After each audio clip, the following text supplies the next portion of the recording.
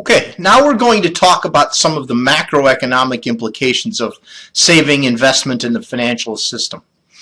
Throughout the economy, the amount we save is equal to the amount we invest. Remember that national income, Y, is made up of, for a closed economy, three components: how much we consume, how much we invest, and how much the government purchases. So in our closed economy, Y equals C plus I plus G.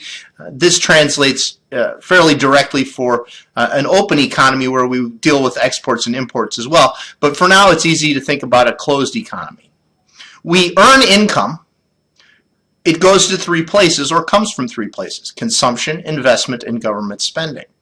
If we take our income and subtract off what we consume, and then we subtract off what the government consumes, we're left with how much we save, which also by definition is how much we invest. So across the size of the economy, investment is equal to saving. We can save as much, we can invest as much as we save. Total saving has two components. The first part is the private saving done by households, and the second component is the public saving, which is done by governments. In most years, in fact nearly all years, government saving is negative. Governments are net borrowers. They spend more than they take in. We run deficits. If the tax revenue of the governments exceeds government spending, then we have a budget surplus. But this doesn't often happen. If that was the case, then the government would be a net saver.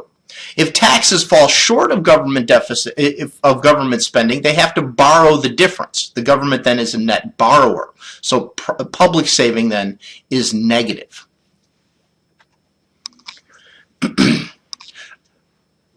Private borrowers come together, private borrowers and savers come together in what's known as the market for loanable funds. And there's a supply of loanable funds, which is the people who have money to save that make it available for others to use.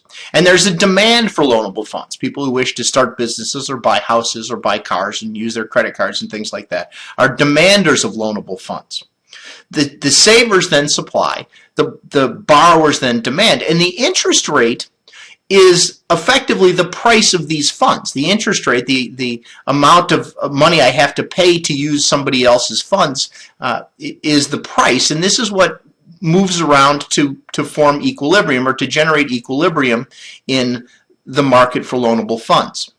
So as the interest rate rises, people get a greater reward to saving and become more likely to save. As the interest rate rises, the demanders of funds, the people who want to borrow, pay a higher premium to buy a new car or buy a new house or things like that. And so they cut back on their quantity of funds demanded, and the interest rate moves around to generate equilibrium in these markets.